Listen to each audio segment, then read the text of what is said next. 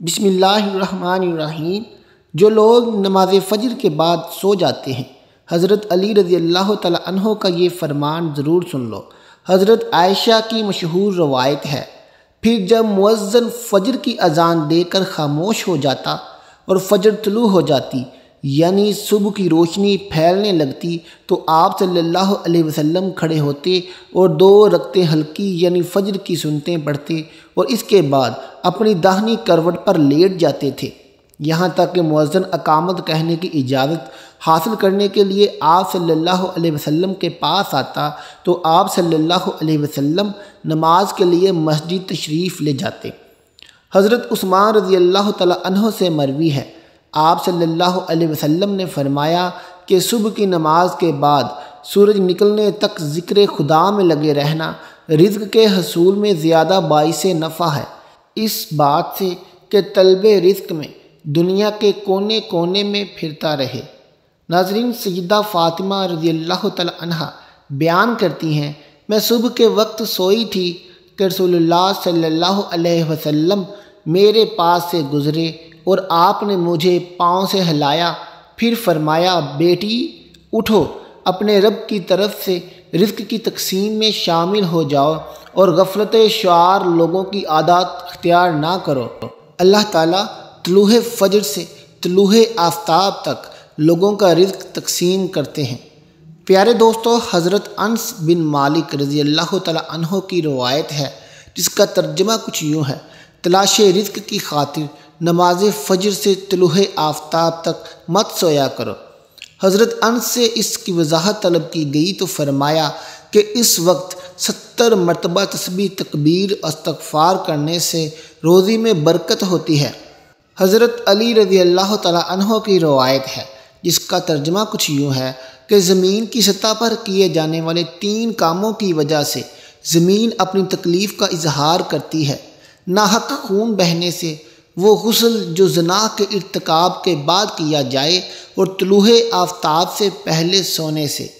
حضرت ابو وائل فرماتے ہیں کہ ہم صبح کی نماز پڑھنے کے بعد حضرت عبداللہ بن مسعود رضی اللہ تعالی عنہ کی طرف گئے اور دروازے سے سلام کیا تو انہوں نے ہمیں اجازت دے دی، مگر ہم تھوڑی دیر دروازے کے ساتھ ٹھہرے رہے تو ایک باندی آئی اور اس نے کہا کہ تم اندر کیوں نہیں داخل ہو رہے ہو؟ تو پھر ہم اندر داخل ہوئے تو حضرت عبداللہ رضی اللہ تعالی عنہ بیٹھے تسبیح پڑھ رہے ہیں۔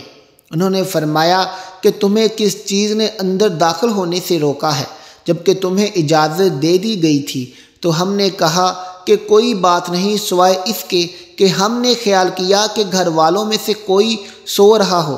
تو اس پر عبداللہ رضی اللہ تعالی عنہ نے فرمایا کہ تم نے ابن ام عبد کے گھر والوں کے بارے میں غفلت کا گمان کیا۔ راوی نے کہا ہے کہ پھر حضرت عبداللہ رضی اللہ تعالی عنہ نے تسبیح پڑھنی شروع کر دی، یہاں تک کہ پھر خیال ہوا کہ سورج نکل گیا ہے تو باندی سے فرمایا، دیکھو کیا سورج نکل آیا ہے۔ متعدد روایات میں آیا ہے کہ اللہ تبارک و تعالی صبح صادق سے لے کر طلوع آفتاب تک مخلوق کے لیے رزق تقسیم کرتے ہیں، یعنی جو لوگ اس پورے وقت میں غافل رہتے ہیں وہ رزق کی برکت سے محروم رہتے ہیں۔ اس حدیث سے یہ بات معلوم ہوئی کہ یہ ممانت صبح صادق سے لے کر طلوع آفتاب تک ہے، پورے درمیانی وقت میں سونے میں ہے، اور اس وقت سونا غفلت شعار لوگوں کا رویہ ہے۔ اسی طرح سلف کے تعامل کا بھی خلاف ہے۔ نبی کریم صلی اللہ علیہ وسلم اور صحابہ کرام کا طریقہ کار یہ تھا کہ وہ جب فجر کی نماز پڑھ لیتی تو سورج طلوع ہونے تک اپنی نماز کی جگہ ہی بیٹھے رہتے تھے اور ذکر و اذکار میں مشغول رہتے۔ اس وقت میں ذکر خدا میں لگے رہنا رزق کے حصول میں زیادہ باعث نفع ہے۔ ناظرین، آج ہمارے معاشرے میں یہ ٹرینڈ بنا ہوا ہے کہ نوجوان رات کے 2 بجے 3 بجے موبائل، فیس بک، واٹس ایپ ان سب پر لگے رہتے ہیں، پھر ان سے صبح کی نماز بھی قضا اور دوپہر کے 12 بجے یا 1 بجے تک وہ آرام فرما رہے ہوتے ہیں، اور گھر میں ایسا کوئی بھی انسان نہیں ہوتا جو انہیں ایسا کرنے سے باز رکھے۔ آج ہم آپ کو بتائیں گے کہ حضرت علی رضی اللہ تعالی عنہ نے ایسے نوجوان کے بارے میں کیا فرمایا ہے اور کیا کچھ ان کی قسمت میں لکھ دیا جاتا ہے۔ جو ایسے حالات کی لپیٹ میں آ چکے ہیں۔ ناظرین، حضرت عبداللہ ابن عباس رضی اللہ تعالی عنہ سے مروی ہے کہ جو بھی انسان صبح سویا پڑا رہتا ہے تو اس عمل کو اسلام نے سخت ناپسند قرار دیا ہے کہ دوپہر کے علاوہ کسی بھی اور وقت میں مت سویا کرو، جسے کہلولہ کہا جاتا ہے۔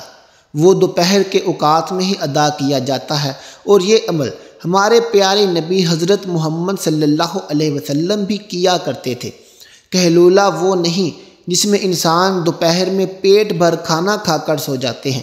کہلولہ سے مراد وہ عمل ہے جس میں آپ خواہ کھانا کھا چکے ہیں یا نہیں، بس تھوڑی دیر آرام کرنا دوپہر کے اوقات میں، تاکہ آپ کا جو باقی کا دن ہے وہ صحیح سلامت گزرے اور آپ کے دن کے باقی حصے میں آپ اچھی طرح اپنے کاموں کو سر انجام دے سکیں۔ حضرت علی رضی اللہ تعالی عنہ نے فرمایا کہ میں نے اللہ کے نبی صلی اللہ علیہ وسلم سے سنا تھا، کھانا کھا کر فوراً سویا کریں، کیونکہ اس سے انسان کے دل میں بھی سختی پیدا ہو جاتی ہے۔ اور آج کی تاریخ میں تو یہ بات اس حد تک گہرائی تک آن پہنچی ہے کہ یہاں پر ڈاکٹرز کا بھی یہ ماننا ہے کہ اگر انسان کھانا کھا کر فوراً سو جاتے ہیں تو وہ دل کے مرض میں مبتلا ہو جاتے ہیں، اور یہی بات 1400 سال پہلے ہمارے نبی صلی اللہ علیہ وسلم نے فرمائی تھی۔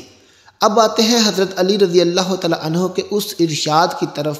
جو انہوں نے فرمایا تھا۔ جب ایک مرتبہ حضرت علی رضی اللہ تعالی عنہ کی خدمت میں ایک شخص حاضر ہوئے اور فرمانے لگے، یا علی، صبح سویرے جو انسان سویا پڑا رہتا ہے اس کی قسمت میں کیا کچھ لکھا جاتا ہے؟ تو جواب میں حضرت علی رضی اللہ تعالی عنہ فرمانے لگے، اے اللہ کے بندے، میں نے اللہ کے نبی صلی اللہ علیہ وسلم سے سنا ہے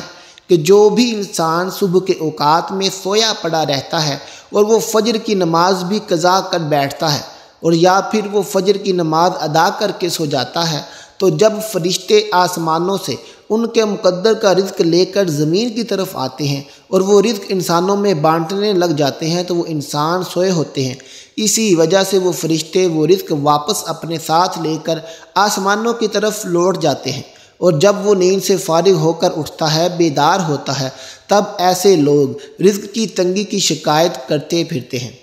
آپ نے دیکھا ہوگا کہ جب اکثر لوگ رزق کی تنگی کی شکایت کرتے ہیں، آپ ذرا ان سے پوچھ کر دیکھیں، یہ صرف ایک آزمانے کے لیے آپ پوچھیں تو صحیح۔ آپ جب ان سے پوچھیں گے کہ صبح کتنے بجے اٹھتے ہو، تو وہ آپ کو جواب میں لازماً یہی کہیں گے کہ ہماری تو آنکھ سویرے کھلتی ہی نہیں، ہم صبح اٹھتے ہی نہیں، اٹھنا بہت مشکل ہے ہمارے لیے، لہذا یہی وجہ ہے جس کی وجہ سے وہ رزق ان پر تنگ کر دیا جاتا ہے، اور پھر وہ ان تنگ دستی اور بے روزگاری کی شکایت کرتے پھرتے ہیں۔